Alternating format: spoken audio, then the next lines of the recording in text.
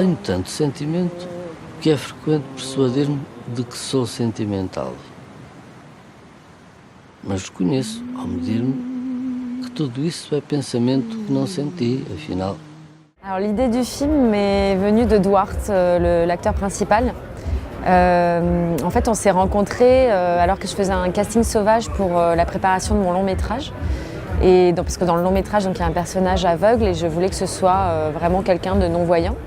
Et donc j'ai rencontré dans des résidences à Porto et à Lisbonne plusieurs personnes volontaires.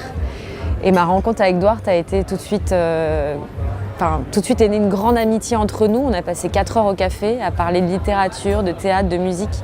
C'est quelqu'un qui est donc aveugle depuis l'âge de 11 ans et qui passe ses journées à lire des livres. En fait, il a reconstitué une bibliothèque de braille dans la résidence dans laquelle il vit.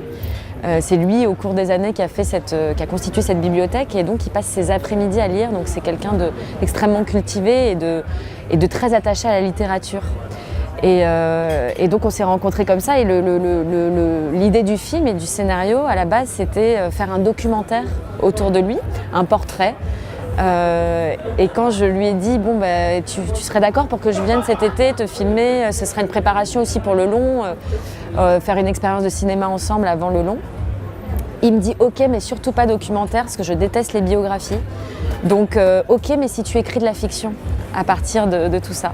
Et en fait, ça m'a vraiment donné des ailes, je le remercie parce que du coup, je me suis vraiment inspirée de sa vie réelle et c'est comme ça que commence le film. On est dans cette résidence.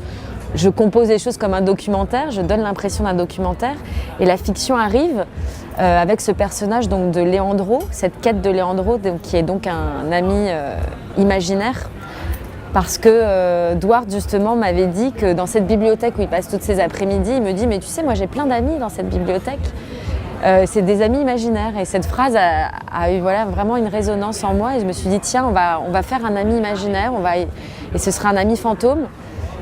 Qui est donc Leandro, un ami capverdien. Et derrière ce personnage fantôme, c'est aussi mon envie est aussi de parler de la minorité capverdienne et de dire qu'il fallait que ce soit un invisible, c'est-à-dire Duarte, mon invisible héros, parce que c'est une minorité aussi, le fait qu'il soit aveugle.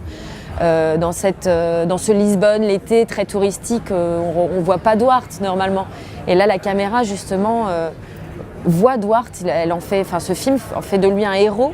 Et c'est le seul à voir cette minorité qui est représentée par ce personnage fantomatique de Leandro que personne n'a vu et qu'il est le seul à chercher. Et du coup, sa quête de cet ami imaginaire, c'est aussi une façon pour lui de briser sa solitude, d'aller à la rencontre des gens et surtout de rencontrer cette femme et de pouvoir imaginer cette histoire d'amour.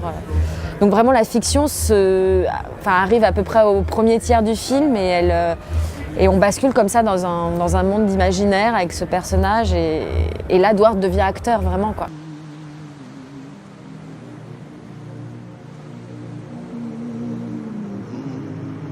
Temos, todos que vivemos, uma vida que é vivida e outra vida que é pensada.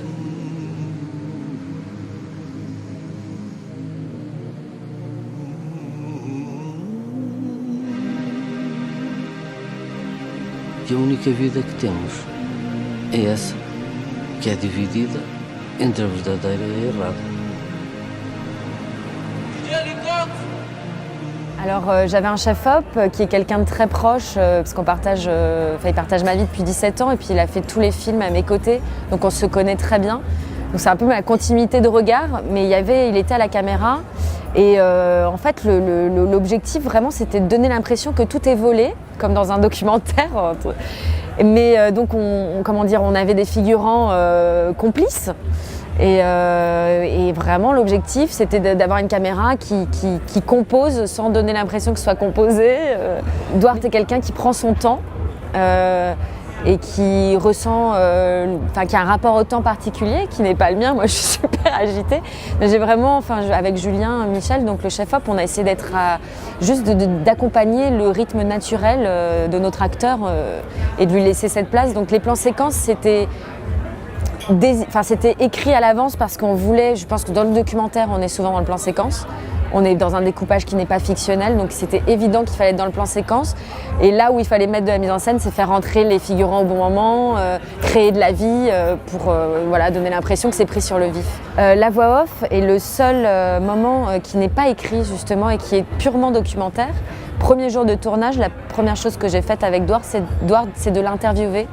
Et donc on a passé 1h30 dans la bibliothèque à avoir une discussion et cette voix off est un montage de cette discussion documentaire que j'ai eue avec lui. C'est vraiment Edouard qui s'exprime sur son lien à l'écriture, son lien à la littérature, ce rapport avec ses amis imaginaires et son enfance, etc. Donc c'est une voix off purement documentaire.